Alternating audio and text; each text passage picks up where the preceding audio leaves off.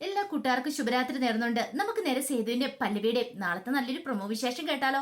അതിനു മുമ്പായിട്ട് ഒരു കാര്യം പറഞ്ഞോട്ടെ. നമ്മൾ ഡെയിലി സ്റ്റോറി എന്ന പേരിൽ ഒരു പുതിയ ചാനൽ തുടങ്ങിയിട്ടുണ്ട്.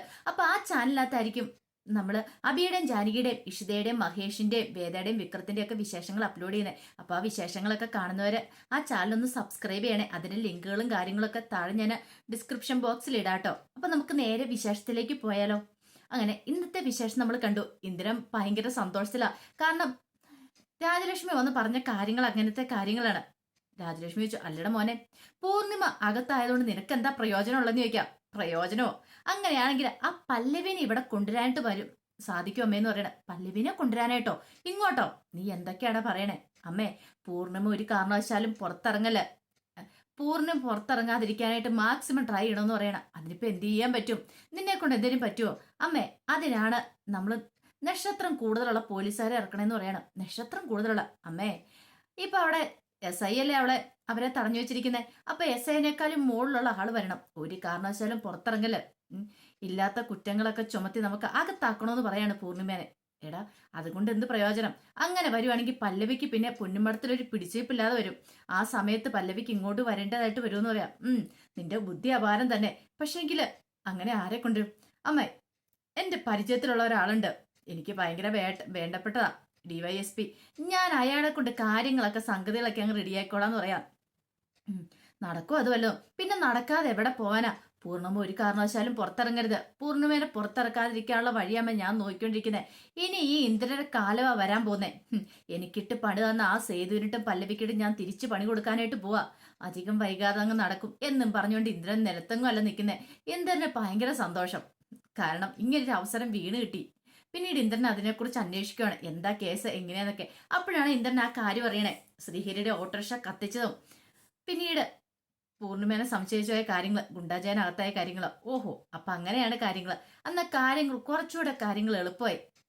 ഇനിയിപ്പം ഒരു കാരണവശാലും പുറത്തിറങ്ങരുത്. കൊലപാതക കുറ്റം കൂടെ ആ പൂർണ്ണിമയുടെ തലയിലേക്ക് കെട്ടിവെക്കാനായിട്ട് പോന്നെ. അങ്ങനെ ഇന്ദ്രൻ എന്ത് ചെയ്യണം? DYSPനെ വിളിക്കുകയാണ്. DYSPനെ വിളിച്ചിട്ട് കാര്യങ്ങളൊക്കെ പറയണം. സാറേ, എനിക്ക് ഫേവറേറ്റ് ഒരു കാര്യമുണ്ട്. പണം എത്ര വേണേലും തരാം. ഞാൻ പറയുന്ന പോലെ കാര്യങ്ങളൊക്കെ അങ്ങോട്ട് നീക്കിയാൽ മതി എന്ന് പറയണം. ഒരു കാരണവശാലും ആ സ്ത്രീ പുറത്തിറങ്ങരുതെന്ന് പറയണം. അതൊക്കെ ഞാൻ ഏറ്റില്ല. നീ പിന്നെ ഒരു കാര്യം പറഞ്ഞ പിന്നെ എനിക്ക് ചെയ്തു തരാതിരിക്കാൻ പറ്റുമോ? നീ എനിക്ക് അത്ര വേണ്ടപ്പെട്ടവനല്ലേ എന്ന് ചോദിക്കാം. അത് ശരി സാറേ, എന്നാ വെച്ചേക്കാം. പണമൊക്കെ കൃത്യ സമയത്ത് അക്കൗണ്ടിൽ വന്നിരിക്കും. സാർ ഈ കാര്യം ഒന്ന് ചെയ്തു തീർത്താൽ മാത്രം മതി എന്ന് പറയണം. അതെ അതെ, ഞാൻ ഏറ്റെന്ന് പറയണം. ആ സമയം സേതുവും പല്ലവിയൊന്നും ഈ കാര്യങ്ങളൊന്നും അറിഞ്ഞിട്ടുണ്ടായിരുന്നില്ല. സേതുവും പല്ലവിയും അന്വേഷിച്ചിറങ്ങുകയാണ്. അപ്പൊ ഇതിനെക്കുറിച്ച് എങ്ങനെ എന്തെങ്കിലും ഒരു തെളിവ് കിട്ടണം. ഒരു പക്ഷേങ്കിൽ പൂർണ്ണിമ അല്ല വിളിച്ചെന്നുള്ള തെളിവ് കിട്ടണം. അതിപ്പോ എന്താ ചെയ്യണ്ടേ? നമുക്കൊരു കാര്യം ചെയ്താലോ? അവരുടെ അടുത്ത് പോയാലോ നിൽക്കുക. അല്ല, ആരുടെ അടുത്ത് പോണേ? ആരുടെ അടുത്ത് പോയാലോ നമുക്ക് ഇനി വിവരങ്ങൾ കിട്ടുന്നതെന്ന് ചോദിക്കണം. ഒരു കാര്യം ചെയ്യാം, ഗുണ്ടാജാന്റെ വീട്ടിൽ ചെന്നാലോ? അപ്പൊ അവിടെ ചെല്ലുവാണെങ്കിൽ ചിലപ്പം കാര്യങ്ങളൊക്കെ നടക്കുമെന്ന് പറയണം. എന്ത് കാര്യങ്ങള്? നോക്കാം, നമുക്ക് എന്തെങ്കിലും തെളിവ് കിട്ടുമെന്നോ. തെളിവ് കിട്ടാതിരിക്കാൻ വഴിയില്ലോ എന്ന് പറയണം. അങ്ങനെ അവരെന്ത് ചെയ്യുവാണ്? ഗുണ്ടാജാന്റെ വീട്ടിലേക്ക് പോവാണ്. അവിടെ ചെന്ന് അങ്ങനെ ചെന്ന് കഴിയുമ്പോഴത്തേനും പുറത്തൊന്നും ആരെയും കണ്ടില്ല. അങ്ങനെ കൂളിംഗ് ബെൽ അടിച്ച് കാത്തിരിക്കുകയാണ്. അപ്പോൾ ഒരു സ്ത്രീ അങ്ങോട്ട് ഇറങ്ങി വന്നു. ആ സ്ത്രീയെ കണ്ടപ്പോഴത്തേനും പെട്ടെന്ന് തന്നെ സേതു ചോദിച്ചു, അല്ല, ജയന്റെ ഭാര്യയല്ലേന്ന് ചോദിക്കും. അതെ, ആരാ എന്താന്നൊക്കെ ചോദിക്കുകയാണ്. ഞാൻ സേതു, ഇത് പല്ലവി. ഞങ്ങളൊരു കാര്യം അറിയാൻ വേണ്ടി വന്നാന്ന് പറയണം. അതിന് ജയൻ ഇവിടെ ഇല്ലാന്ന് പറയും. എനിക്ക് അയാളെക്കുറിച്ച് കുറച്ച് കാര്യങ്ങൾ അറിയണം. അയാളിപ്പോൾ അകത്താന്നുള്ള കാര്യം എനിക്കറിയാം. അതൊക്കെ അറിഞ്ഞുകൊണ്ട് ഞങ്ങൾ വന്നിരിക്കുന്ന പറയണം. പല്ലവി പറഞ്ഞു, ഞങ്ങളെ നിങ്ങളൊന്ന് സഹായിക്കാൻ പറ്റുമെങ്കിൽ സഹായിക്കണമെന്ന് പറയണം. സഹായിക്കാനോ? എനിക്ക് എന്ത് ചെയ്യാൻ പറ്റും? എങ്ങനെ സഹായിക്കാൻ പറ്റുമെന്നൊക്കെ ചോദിക്കുന്നുണ്ട്. അത് പിന്നെ ഒരു കാര്യം ഉണ്ടെന്ന് പറയണം. എന്ത്? അത് വിശദമായിട്ട് പറയാം എന്ന് പറയണം. ഈ സമയം എന്ത് ചെയ്യണമെന്ന് അറിയത്തില്ല. വല്ലാത്തൊരു അവസ്ഥയിലാണ് പൂർണ്ണിമ ഇരിക്കണേ. പൂർണ്ണിമയ്ക്ക് സങ്കടം വന്നു. കാരണം ഒരുപക്ഷെ മാധവേട്ടൻ ഉണ്ടായിരുന്നെങ്കിൽ തനിക്ക് ഇനി ഗതി വരത്തില്ലായിരുന്നു. തനിക്ക് പോലീസ് സ്റ്റേഷനിൽ ഇരിക്കേണ്ട വരത്തില്ലായിരുന്നു എന്നൊക്കെ വിചാരിച്ചിട്ട് പൂർണ്ണിമ അവിടെ ഇരിക്കുക. ആ സമയത്താണ് DYSPയുടെ വണ്ടി അങ്ങോട്ടേക്ക് വരുന്നത്. അങ്ങനെ വണ്ടി വന്ന് അവിടെ നിർത്തി. വണ്ടി വന്ന് അവിടെ നിർത്തിയിട്ട് അതിനകത്ത് DYSP ഇറങ്ങുവാണ്. അപ്പോഴേക്കും പൂർണ്ണിമ അകത്ത് ഇരിക്കുന്നുണ്ടായിരുന്നു. അങ്ങോട്ട് കയറി വന്നു. പിന്നീട് നിരഞ്ജനോട് ചോദിച്ചു, അല്ല കേസ് എന്താന്നൊക്കെ ചോദിക്കുകയാണ്. കേസ് കാര്യങ്ങളൊക്കെ പറയടാ. എന്നിട്ട് എന്താ ഇവരെ ലോക്കപ്പിലാക്കാത്തെന്ന് ചോദിക്കും. അല്ല പിന്നെ സാറേ, ഇതുവരെയായിട്ട് കേസൊന്നും എടുത്തില്ലേ? ഇവരെ അറസ്റ്റ് ചെയ്തില്ലേന്ന് ചോദിക്കും. അല്ല, അത് പിന്നെ ഞാൻ പെട്ടെന്ന് തന്നെ പൂർണ്ണിമ സാറേ, അതിന് ഞാൻ കുറ്റമൊന്നും ചെയ്തിട്ടില്ല. കുറ്റം ചെയ്യാഞ്ഞിട്ടാണ്ടി കൊലപാതക ശ്രമമല്ലേ നീ നടത്തിയിരിക്കണേ ചോദിക്കുകയാണ്. എന്നിട്ടാണോ കുറ്റം ചെയ്യാന്ന് പറഞ്ഞ് ഇവിടെ ഇവിടെ പിടിച്ചിരിക്കുന്നത്? ഹോ, സൽക്കരിച്ച് നിർത്തിയിരിക്കുന്നതായിരിക്കും അല്ലേ? എത്ര വലിയ കൊമ്പത്തെ അവളാണെങ്കിലും ശരി, മര്യാദയ്ക്ക് എത്രയും പെട്ടെന്ന് തന്നെ കുറ്റപത്രം വെച്ചിട്ട് ജയിലിൽ അത് ലോക്കപ്പിൽ ആക്കാനായിട്ട് പറയണം. ഇത് കേട്ട് കഴിഞ്ഞപ്പോൾ പെട്ടെന്ന് എന്ത് ചെയ്യണമെന്ന് അറിയത്തില്ല. വല്ലാത്തൊരവസ്ഥയായിപ്പോയി. എന്നിട്ട് പറഞ്ഞു എത്രയും പെട്ടെന്ന് തന്നെ ലോക്കപ്പിലാക്കിയിട്ട് ഇവരെ കോടതിയിൽ ഹാജരാക്കണം എന്നൊക്കെ പറയാം. നിരഞ്ജന പറഞ്ഞു അത് പിന്നെ കുറച്ച് സാവകാശത്തോടെ ഇവര് കുറ്റം ചെയ്തിട്ടില്ലെന്ന് ഇപ്പോഴും പറയണേ. അതിന് ഇവർ സമ്മതിച്ചിട്ടില്ലെന്ന് പറയണം. അതിന് സാഹചര്യ തെളിവുകളൊക്കെ ഇല്ലേ, ഇവർക്കെതിരെയല്ലേ തെളിവുകളും കാര്യങ്ങളൊക്കെ ഇട്ടിരിക്കുന്നത്. അതാ സാർ, എന്നാ പിന്നെ എന്താ കുറ്റപത്രം എത്രയും പെട്ടെന്ന് തയ്യാറാക്കുക, ഇവരെ ലോക്കപ്പിലാക്കാൻ പറയാണ്. ഇത് കേട്ടതും എന്ത് ചെയ്യണം നിർത്തില്ല. അതുവരെ ഇവരെ ഇവിടെ ഇങ്ങനെ ഇരുത്തേണ്ട കാര്യമില്ല, അവരെ പിടിച്ചാൽ സെല്ലിലേക്ക് ഇടാൻ പറയാണ്. പിന്നെ ഇവരെവിടെ സൽക്കരിച്ചേക്കുവാണോ എന്നൊക്കെ ചോദിക്കുക.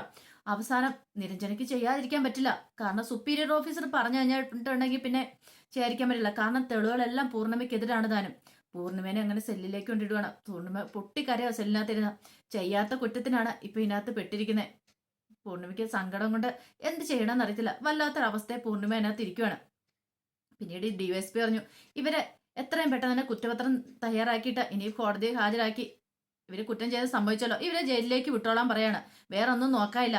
ഇങ്ങനെയുള്ള കേസുകളൊക്കെ എന്തിനാ നിരഞ്ജന നീ ഇങ്ങനെ റിസ്ക് എടുക്കണേ, അങ്ങനെയൊക്കെ പറഞ്ഞ് നിരഞ്ജനെ ചീത്ത പറയണം. നിരഞ്ജനോട് സാർ എന്നും പറഞ്ഞുകൊണ്ട് എല്ലാം തലമൂളി കേൾക്കുവാണ്. ഇനിയിപ്പോൾ ഒരു രക്ഷയില്ല. കുറ്റപത്രം സമർപ്പിച്ച് അവരെ കോടതിയിലേക്ക് വിട്ടിട്ട് നേരെ ജയിലിലേക്ക് വിടാനായിട്ടേ പറ്റുള്ളൂ, റിമാൻഡിൽ അടിക്കാനൊക്കെ പറ്റുള്ളൂ. അതൊക്കെ ഓർത്ത് നിരഞ്ജനയ്ക്കും ബുദ്ധിമുട്ടുണ്ട്. അങ്ങനെ ഡിവൈഎസ്പി അങ്ങോട്ടേക്ക് പോവാണ്. പിന്നീട് ഇന്ദ്രനെ വിളിച്ചിട്ട് പറഞ്ഞു കാര്യങ്ങളൊക്കെ ഓക്കെ ആക്കിയിട്ടുണ്ടെന്ന് പറയണേ. ഇന്ദ്രൻ പറഞ്ഞു താങ്ക് യു സാർ, ഒത്തിരി നന്ദിയുണ്ടെന്ന് പറയണം. നന്ദി മാത്രം പോരാ, അറിയാലോ അതൊക്കെ സാറിന്റെ അക്കൗണ്ടിലേക്ക് കൃത്യസമയത്തേക്ക് എത്തിയേക്കും. സാർ അതൊന്നും ഓർത്ത് പേടിക്കണ്ടെന്ന് പറയണം.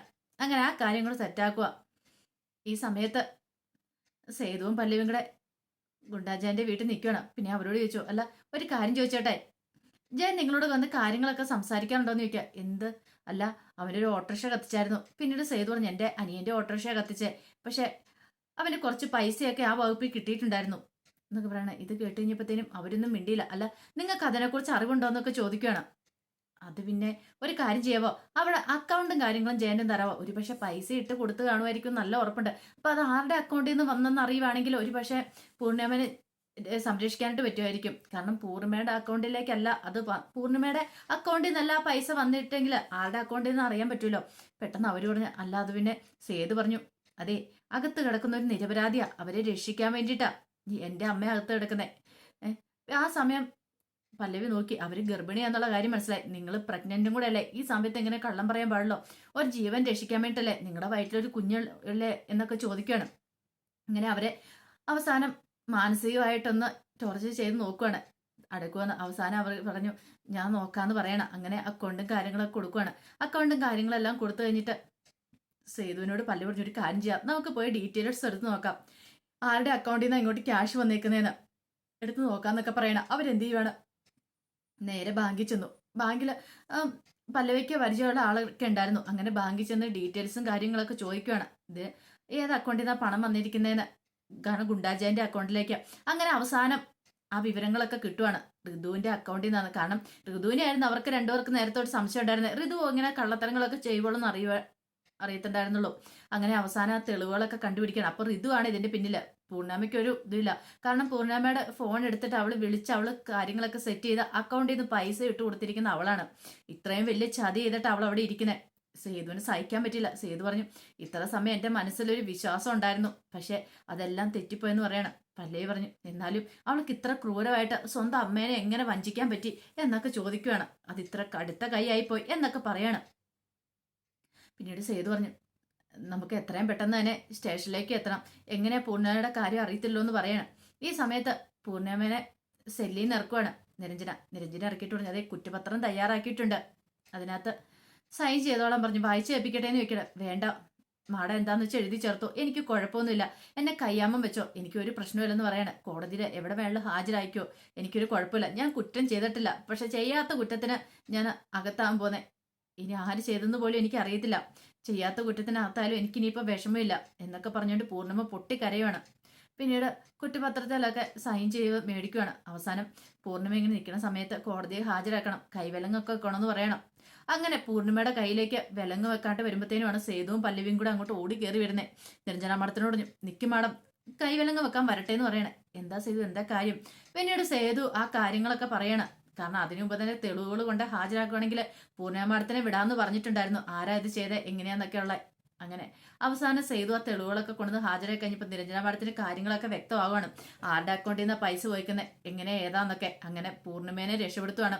സ്വന്തം അമ്മേനെ മകൻ രക്ഷിച്ചെന്ന് പറഞ്ഞ പോലെ പൂർണ്ണിമേനെ രക്ഷപ്പെടുത്തുക. സേതു ഒരു കാര്യം പറഞ്ഞിട്ടുണ്ടായിരുന്നു, തന്റെ അമ്മേനെ ഒരു കാരണവശാലും താൻ ജയിലിലേക്ക് വിടില്ല, താൻ ജീവനോടെ ഉണ്ടെങ്കിൽ അതിനു മുമ്പ് അമ്മേനെ രക്ഷപ്പെടുത്തുമെന്ന്. അങ്ങനെ രക്ഷപ്പെടുത്തുവാണ്. അപ്പൊ അതിന്റെ വിശേഷങ്ങളൊക്കെ നമ്മൾ കാണുന്നത്. ഇനിയിപ്പം നമ്മൾ കാണുന്ന സംഹാര താണ്ഡവമാണ് അച്ചുവിന്റെ. അതിന്റെ വിശേഷങ്ങളൊക്കെയാണ് നടക്കാനായിട്ട് പോകുന്നത്.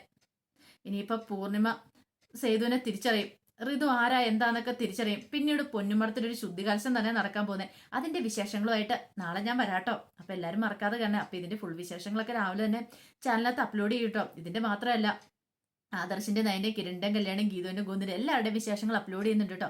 അപ്പൊ മറക്കാതെ എല്ലാവരും കയറി കാണണം കേട്ടോ. അപ്പൊ ഒരിക്കൽ കൂടി എല്ലാവർക്കും നല്ലൊരു രാത്രി ആശംസിച്ചുകൊണ്ട് നിർത്തുന്നു. നന്ദി.